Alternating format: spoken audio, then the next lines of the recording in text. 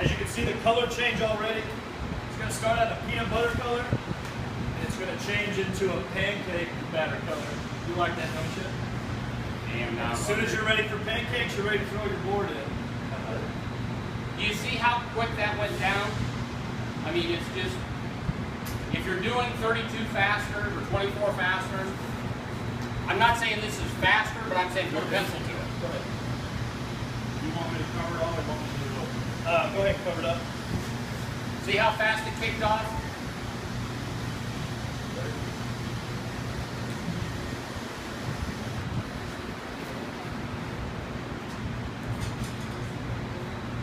We do want you to weight your boards down. Dave is going to give you the exact parameters of that one.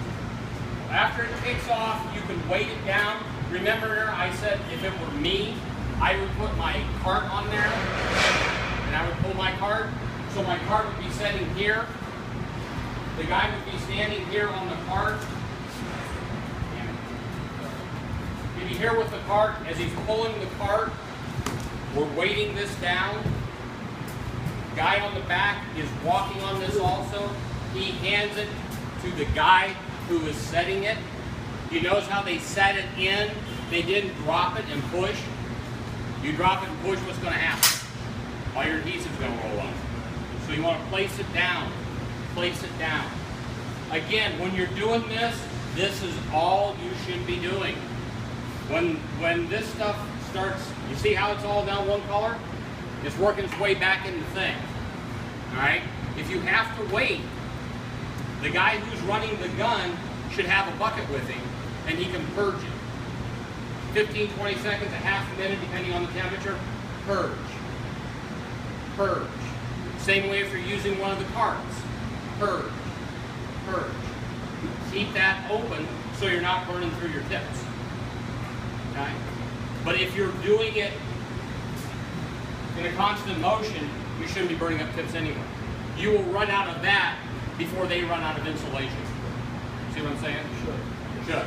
Now, when you start doing the sheet, and they're going to show you the sheet here in a minute, you can either butterfly the sheet or you can roll the sheet in. Okay? Which we're going to go ahead and show you right now. I did this on purpose so that you can see how quickly it'll set up inside the mixing tip. I always tell guys on the rooftop, keep a rag with you, and if you know, well, this one's ruined, as you can see, the color, how it's already got back in there and it's changing inside. But if you know you're gonna, that's not gonna work. Let's say if you know you're gonna be down for a minute or two, you can take that tip off and wipe it off, and hopefully they won't mix. And then you can save half of the cartridge.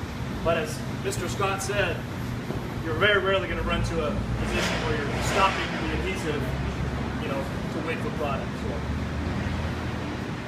All right, we'll go ahead and put this spruce back in here. Now, Mr. Scott's going to tell you the parameters for the weight of the roller is back. I like to put this in too sometimes. I would use a linoleum roller, certainly a broom, anything that you can do to push that down in the beads, to break the beads, you're good to go. If you're using a roll and kicking the roll in, the roll itself will knock the beads down. Okay? You just have to have constant pressure. Those of you who do hot, you have to broom in your felts, same thing. Those of you who pull it here, you have to broom in your sheet, same thing. Okay? I guess I'm using a squeegee. There we go. He's like my Vanna White. Yeah. Just like your right. I'm glad you put your Thank you. Hear that? Better looking? That's because he has Oh. Okay, that's a 6-inch bead pattern.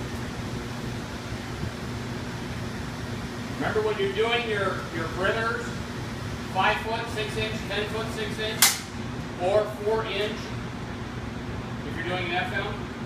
Over here, can you give me a 4-inch pattern, please? What iterates to them how important it is to roll in the fleece back while the adhesive is still wet, so it'll be guaranteed good footprint clean fibers.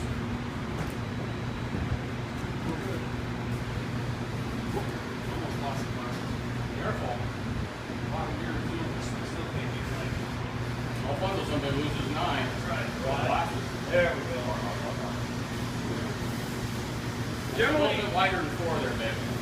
to use 150-pound roller to roll this in.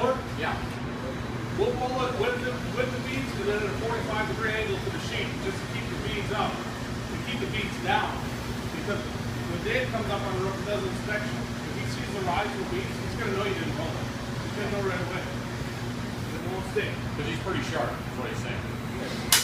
He won't have to get down on his hands and knees. He'll build them. Okay. As we were talking inside, the other guy who has the bead application, his beads go high. These guys go wide. Okay? So once you put your sheet in here on the 4-inch pattern, they'll just almost touch. It should be full coverage. Should be full coverage. On the 4-inch, which is in your corners, which is where the wind hits first anyway. And then you go to 6 in the perimeter, then 12 in the field. Okay? One thing, guys, that you have to watch, and these guys provided the adhesive. Too bad it wasn't you. Did you hear about the barrel roof at Indiana University? No, sir. The barrel roof at Indiana University had this on it. The fastening pattern was 6 inches on center per the university spec. It was 1,100 squares. 3 layers of insulation, fleece back in low-rise foam. A very nice sale for the young man out of Cincinnati. Yeah. Okay, now, I'm on the roof. The roofers are putting this on. They're putting it in 4-inch beads. Guys, 6-inch beads. Okay, great. Turn around, come back, 4-inch beads. Told them 3 times. The university roofer, the guy who specs everything, called the contractor and said, guys, it's 6-inch beads. We appreciate the 4s, but all we need are 6s. 3 layers of insulation, fleece back material. They were out of adhesive at 60%. Okay? Now, they had to go back and buy 40% more adhesive. Right there goes your profit. It's very easy to go wide with your beads, but it's also very easy to go narrow with your beads. So who's ever putting your beads out, estimators, project managers, make sure that the bead spacing is right. Even if you guys snap a line every 24 inches so they can do bead spacing on 12, you know what I'm saying? If you can guesstimate half of 2 foot. Okay? This stuff is not cheap. Works very well. And especially when it's 4 inches on center everywhere. The building's going to come down before the roof blows on. Okay? So. That's another free service that we offer. Anytime you have a project coming up with this adhesive, give me a holler. I'm going to hand out my cards here in a little bit. Give me a holler. I would love to make a stop up at the job site. Again, I'm not there to say, hey, you're doing this wrong or this wrong. I'm here to make sure you're not going to have to order 40% more adhesive at the end of the job, because are you ever going to order from me again if you're going to order 20 grand more glue? Probably not. So exhaust my, get me out there for the free service. Get out there, check it out for you. I did explain this piece of equipment. Okay, hold on 1 second. Go ahead. Your 12 inches on center, guys. You guys are gonna have tapes on the roof. You don't want to pull out a tape measure. Look, dude, his shoe's 12 inches long. Your shoe's probably 10. So when I do demos with guys, I physically walk between the rows, and if my tip of my shoe hits and the heel hits, I know I've got 12 inches on center spacing. So make it simple for you guys. Make it easy. I've done this for 28 and a half years. You can get good production, you can make good money. Whether it's our glue or our competitors, there's money in it. Definitely. Bottom got blown out. That's another reason you don't want to leave these cartridges on a finished roof. Once they've been opened in the sun and this pressure starts building up, it's going to blow out. And you're going to end up, I believe you guys require a patch over them, don't you? Oh, God, yes. So if you want to go back and patch, you now have an issue. This was done so you guys see what not to do. Okay? The product actually, the B side went back into the A side. So I am here for you. And vice versa. This is called our multi-bead applicator. We call it the MBA. This takes the guesswork at a 12-inch on center. Put the cartridges in there, face them, mixing tips down, push a button and walk backwards. I know there's nothing that's roof-proof in the industry, but this is damn near pretty close. Okay? There's even a dial right here that lets you know, hey, it's a full cartridge. Oh, you're about halfway down, and oh man, you need some more. I mean, pretty much all there. If you do ever get one of these machines, I would recommend putting duct tape on every wheel, tire, and then take it off at the end of the day. You know, when you go to Walmart, you get the basket that goes like that. You never want that on the rooftop, because then there goes your 12-inch on center line right there. Real easy to charge up overnight. Got a lawnmower battery, comes with a charging unit. Again, this has about a 2-hour run time and a 1-hour charge time, so you're never sitting around not doing anything. Constant production. We also have this in what we call the multimedia applicator plus. Same system, got a little bit larger battery, but instead of 4 cartridges, you can put up to 13. So when you're doing your perimeters, you need to go down to 3-inch, 4-inch, pretty much anything. You can do 18-inch just by putting the cartridges differently. How many feet can you go normally, usually? 100 to 120 linear? Yeah. You bet. Linear feet. If you're running out at about 80 feet, then you're putting too much glue. If you're going over 120 feet, you're putting too less. And our sheets are 100 feet long, so you're just about right. Pretty easy. Yeah. Okay, I always forget something. Any questions that you have at this point? How long is it set before you have to do it? Once it gets to the point where it's mixing and you can see definitive bubbles in it, it's pretty much not good to throw a board in there. If you try to throw a board in there, that's all it's going to do. Now our competitors want the bead to rise up so that they can get so that you can adhere to it.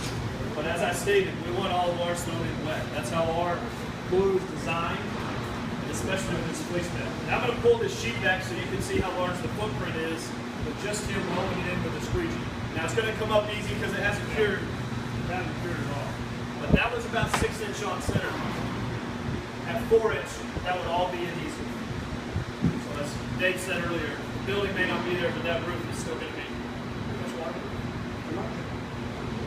Anything I missed, sir? No, this one is, again, we didn't let this cure before it's set? How long before it's completely cured?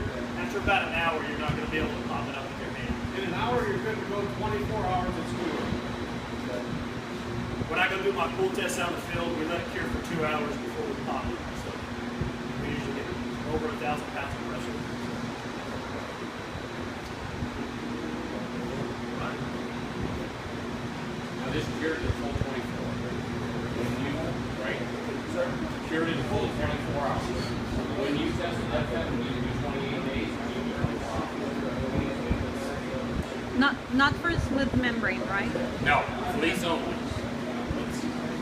We appreciate our fleece. Just throwing it out. Do easy. Yes. Remember, we have a PVC. We have PVC fleece. So if you're doing something in a chemical plant or something in a hostile environment, you can still use this PVC too.